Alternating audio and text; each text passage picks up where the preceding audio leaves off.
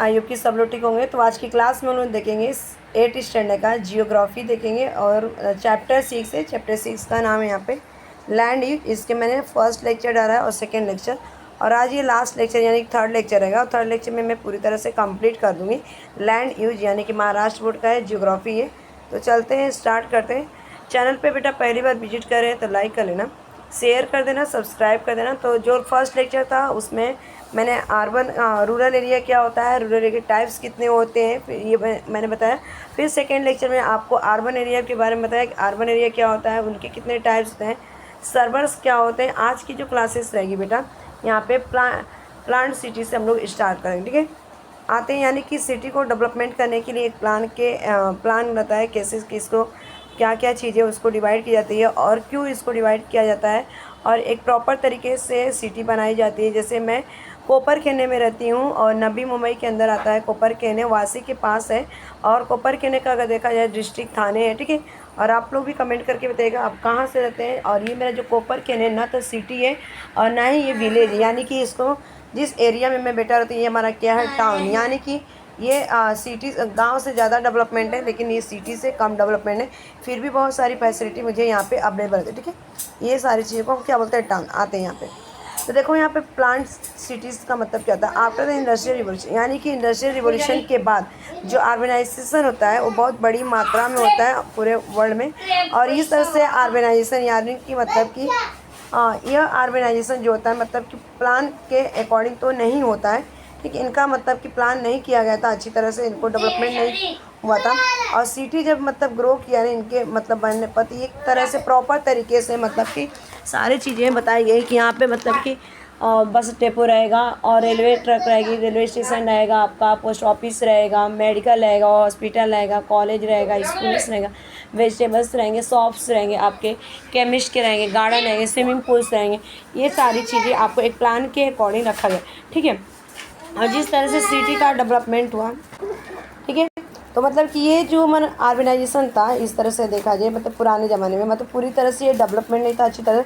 और जैसे मतलब कि सिटी का मतलब कि बनना शुरू हुआ, ग्रो हुआ, ठीक है। इसको प्रॉपर तरीके से मतलब कि जो मतलब कि गवर्नमेंट या सेंट्रल गवर्नमेंट कह सकते हैं या सिडको कह सकते हैं, ठीक है। ये सारी महाराणा ने अपना मतलब कि उसको जैसे अब देखा जाए ना, अंधेरी अब चले जाओगे मतलब कि वो कहीं भी लोग जैसे गांव से आए और वो लोग क्या किए वहाँ पे अपना बस गए, यानी कि सेटलमेंट बनाना, रेजिडेंस बनाना, रहना शुरू कर दी, ये सारी चीज़। और मतलब कि एम्प्लॉयमेंट अपॉर्चुनिटी दिया गया, ठीक है। अपॉर्चुनिटी मतलब सिटी में आपको क्या है, आपको मतलब कि यहाँ पे बहुत सारी फैक्ट्रियाँ देखा जाएगा, ठीक है। यहाँ पे एजुकेशन के लिए लोग गांव से आते हैं और यहाँ पे एम्प्लॉयमेंट के बेस पे काम कर बहुत बड़ी मात्रा में यहाँ पे माइग्रेशन होता है।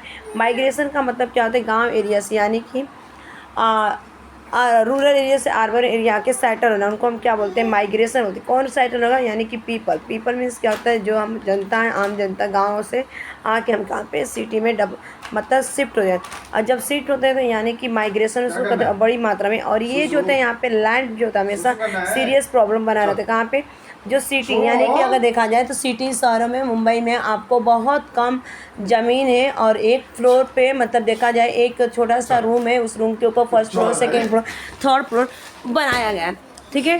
थर्ड फ्लोर बनाएगा, फोर्थ फ्लोर बनाएंगे, ये सारी चीज़ें बनाए। और यहाँ पे पीपल मतलब देखा जाए तो लोग क्या है बहुत ज़्यादा मात्रा में मोर है। And land is the sparse. Sparse अगर देखा जाए बेटा, स्पार्स का मतलब क्या होता है, ये लैस होता है, ठीक है। ये आपके प्रॉपर्टी के लिए यूज किया जाते हैं, पॉपुलेशन के लिए स्पार्स यूज किए जाते हैं, ठीक है। उसके बाद देखा जाए यहाँ पे तो मतलब कि हमेशा क्या होता है, ये लैंड की जो लैंड होता है एक सीरियस प्रॉब्लम बना होता है सिटी में। और बहुत बड़ी डाइवर्सिटी विजिबल यहाँ पे दिखा जाता है, लैंड का यूज किया जाता है सिटी में।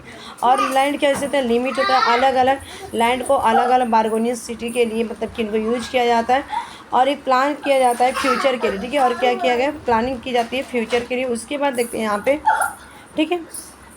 और इस लैंड का देखा जाए तो यहाँ पे उसकी सिटी से ग्रो होने के पहले यहाँ तक कि देखा जाए तो जो लैंड था ये प्री डिटरमाइन किया गया था, प्लान किया गया था कि ऐसे ऐसे प्रिपेयर करके रखा जाए। सिटी को डेवलप हुआ और जैसे अगर सिंगापुर, सियोल, साउथ कोरिया आपका जूरिच यानी स्विट्ज़रलैंड हो जाएगा, आपका वाशिंगटन डीसी US, ब्राज़ील, ठीक है, ब्रासिलिया ब्राज़ील, ठीक है, चंडीगढ़, भुवनेश्वर इंडिया है, ठीक है। Are all the example of the plan city. ये जितने भी आपके नाम दिए गए बेटा नहीं, यानी कि ये प्लान के अकॉर्डिंग इनको क्या क्या है बसाया गया है, यानी कि सेटलमेंट किया गया है, और ये गवर्नमेंट ने करवाया इसको, ठीक है। उसके बाद यहाँ पे ना पहले हमने सबसे पहले इस चार्ट की बात कर रहे थे ना कि ये चार्ट क्या था। तो जो ये ग्रीन कलर था ये फॉरेस्ट के लिए था, और रेड कलर देखा जाए तो रेड कलर देखो ग्रीन कलर का फॉरेस्ट के लिए, और रेड कलर का देखा जाए तो परमानेंट एग्रीकल्चर के लिए था, और सूटेबल फॉर द एग्रीकल्चर, और येलो वाला सूटेबल था एग्रीकल्चर के लिए। उसके बाद यहाँ पे परमानेंट पोस्चर के लिए दिया गया था, अदर्स आपके दिए गए स्पाई चार्ट का यूज करके, ठीक। उसके बाद चलते हैं यहाँ पे नेक्स्ट पेज पे, किस पेज में और क्या चीज़ें आपको पढ़नी है। जियोग्राफिकल एक्सप्लेनेशन क्या करना है इसमें।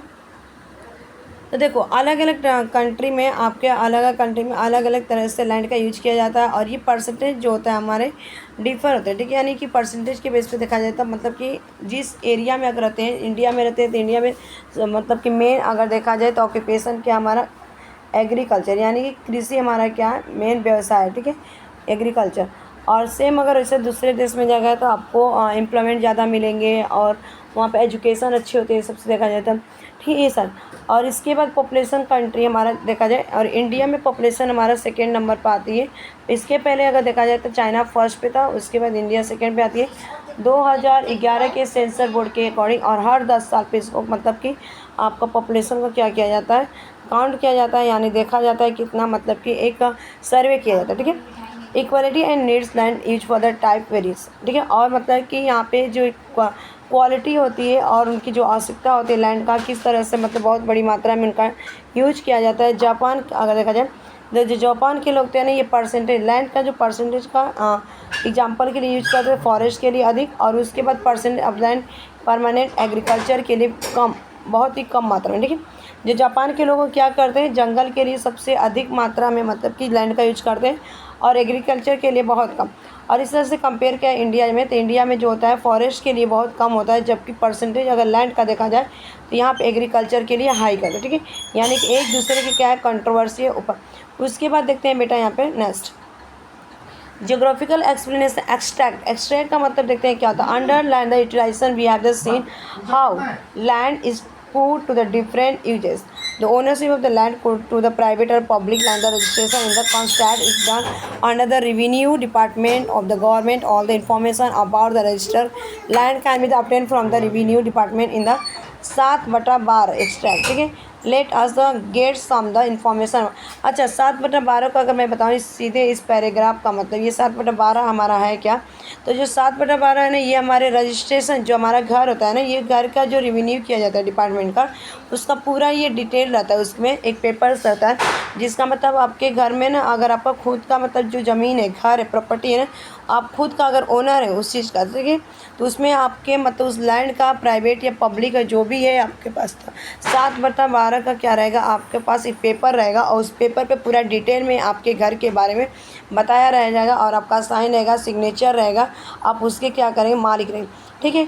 और इस 7/12 को मतलब क्या होता है, एक रिकॉर्ड रखा जाता है पब्लिक रेवेन्यू डिपार्टमेंट के द्वारा, और ये सीरियल नंबर होता है, ठीक है। 7 एंड 12 डिस्टिंक्टिव सेक्शन होता है जो कि law pertaining of the ownership का लैंड। इससे ये प्रूफ होता है कि जो 7/12 का जो पेपर है, जिसके पास 7/12 का पेपर है, इससे ये प्रूफ होता है कि जो लैंड है उस लैंड का ओनरशिप है वो, ठीक है, यानी कि मालिक वही है, ठीक।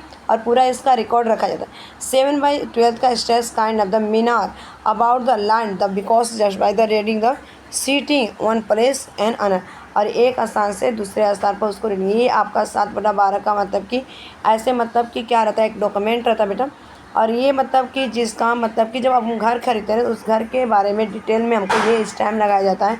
आपको कचहरी जाना पड़ता है, तहसील जाना पड़ता है, और मतलब परमिशन लेना पड़ता है, ये सारी चीज़ें आपको दिया रहता है। प्रॉपर्टी का क्या है बेटा, रिकॉर्ड है, ठीक है। प्रॉपर्टी का ये कार्ड है, और इसी को मतलब डॉक्यूमेंट बोलते हैं, इसको हैंडल करके रखना रहता है, ठीक है, और संभाल के। और ये अगर देखा जाए तो 7/12 मतलब कि कंप्लीट इन्फॉर्मेशन देता है उस चीज़ के बारे में, ठीक है। और बिना मतलब कि किसी चीज़ का मतलब कि टुकड़ा किया, और ये रजिस्टर किया जाता है रेवेन्यू डेवलपमेंट के लिए डिपार्टमेंट से। और ये रिकॉर्ड क्या किया जाता है, ओनरशिप का अधिकार रहता है या उसकी फैमिली का, और ये स्टेटस रहता है डेप्ट लोन, स्टेटस लोन्स और डेप्ट रहता है, और ट्रांसफ़र किया जाता है ओनर टू ओनर में, और डिफरेंट क्रॉप्स के लिए, ठीक है। अंडर विलेज फॉर्म अगर देखा जाए तो नंबर अगर देखा जाए 7 एंड विलेज फॉर्म अगर देखा जाए 12, ये कंबाइन होते हैं, और कंबाइन करके प्रिपेयर 7/12 इनको बनाया जाता है, ठीक है। और इसको नाम दिया जाता है 7/12 एक्सट्रैक्ट है जिस ये जो गांव होते हैं ना इनको अवेलेबल कराया जाता है तालिती ऑफ द एवरी विलेज में, ठीक है। तालिती बोल सकते हैं या तहसील बोल सकते हैं, हमारी इधर कलेक्शन पर्पस किया जाता है उस लैंड के लिए गाँव वालों को, ठीक। उसके बाद देखते हैं यहाँ पे 7/12 का और क्या रोल होता है। तो जो 7/12 होता है ऑक्यूपेशन, ये आपको रिकॉर्ड रहता है डेवलपमेंट, मतलब कि रिकॉर्ड रहता है, एक प्रॉपर्टी कार्ड रहता है कि आप मतलब इस चीज़ का अधिकार है आपका, मतलब ये खुद का है घर, ठीक है। इससे आप इससे प्रूफ होता है, ठीक है। मतलब आपको कोई अगर बोलता है कि आप मेरा घर ये आपका नहीं है तो आप ये पेपर दिखा के चेक कर सकते हैं और चेकआउट करा सकते हैं लोगों से, ठीक है। तो उसके बाद देखो यहाँ पे ऑफिस, ये सारी चीज़ें तो पढ़ने वाली चीज़ें मुझे नहीं लग रहा। उसके बाद देखते हैं ये सारी चीज़ें प्रॉपर्टी रिकॉर्ड क्या होता है। तो यहाँ पे आते हैं, देखो प्रॉपर्टी रिकॉर्ड का मतलब क्या होता है, ownership of the non agriculture land is the record on the property card. जो प्रॉपर्टी कार्ड होता है ना, मतलब कि नॉन एग्रीकल्चर लैंड का जो ओनरशिप होता है वो क्या करता है, प्रॉपर्टी कार्ड का मतलब कि रिकॉर्ड होता है उसमें, और ये डॉक्यूमेंट होता है ओनरशिप के अधिकार में दिखाया जाता है उस एरिया के प्रॉपर्टी में जहाँ पे ये अवेलेबल होता है R1 लैंड रिकॉर्ड में, ठीक है। उसके बाद ये अलग अलग इन्फॉर्मेशन देता है, सिटी सर्वे नंबर में प्लॉट नंबर है, अमाउंट टैक्स है आपका, ठीक है। जैसे आपका मतलब कि कौन सर्वे किया जाता है, आपका प्लॉट नंबर क्या है, चौर में कितने लोग रहते हैं, सिटी में कितने लोग हैं, अमाउंट टैक्स क्या होता है, ठीक है। प्रॉपर्टी एसेट क्या होता है, राइट टू एसेस क्या होता है, इन सारी चीज़ों के बारे में डिटेल में इन्फॉर्मेशन वहाँ पे दी जाती है। उसके बाद देखा जाए तो मतलब कि ये आपके मतलब कि दिखाया गया है कि फॉरेस्ट कितना परसेंट है, ये ग्राफ दिखाया गया और ये परसेंटेज के थ्रू यहाँ पे शो कराया गया, ठीक है बेटा। तो देखो यहाँ पे 1990 से लेकर 91 तक है, ये 2000 से लेकर 2001 तक है, ये 2010 से लेकर 2012 तक 11 तक है। ईयरली बताएगा, हर मतलब कि 10 साल पे क्या होता है आपका सर्वे किया जाता है, 10 ईयर्स पे क्या किया जाता है आपका सर्वे किया। जैसे ब्लू वाला शो कर रहा है फॉरेस्ट, ऑरेंज वाला आपका नॉन एग्रीकल्चर यानी कि एग्रीकल्चर के लिए नहीं, और ब्राउन वाला ग्रे कलर दिखाया पास्चर्स है, और ग्रीन वाला दिखाया, येलो कलर का आपका अदर नॉन एग्रीकल्चर के लिए ये दिखाएगा। और उसके बाद ये डार्क ब्लू जो दिखाया गया बेटा ये आपके फैलो के लिए, और यहाँ पे ग्रीन वाला पूरा ये जो ग्रीन वाला दिख रहा है ना यहाँ पे, ये आपके एग्रीकल्चर के लिए इसका यूज किया जाता है, ठीक है। उसके बाद देखते हैं यहाँ पे मतलब कुछ चीज़ें हमेशा आपको याद रख के रखना है बेटा। तो ऑलवेज रिमेंबर, ठीक है, forest affect in the land use, यानी कि फॉरेस्ट का यूज कैसे करते हैं। तो रूरल लैंड यूज होते हैं R1, यानी कि रूरल में कैसे, रूरल एरिया पता होता है आपका विलेज, जैसे आपका क्लाइमेट वातावरण कैसा है, वहाँ की मिट्टी कैसी है, स्लोप किस टाइप की है, इरिगेशन कैसा, वहाँ का फैसिलिटी कैसी है, ठीक है। नेचुरल रिसोर्सेज क्या हैं आपके, गवर्नमेंट पॉलिसी क्या।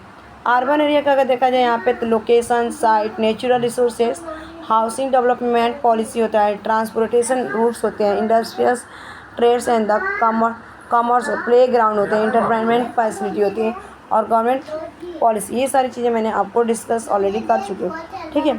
ये आज के लिए इतना ही, ये लास्ट वीडियो था, लास्ट मतलब का चैप्टर था लैंड यूज का 6 चैप्टर का। तो thanks for watching this video, bye bye, take care, have a nice day, keep learning, keep smiling, keep watching, keep studying.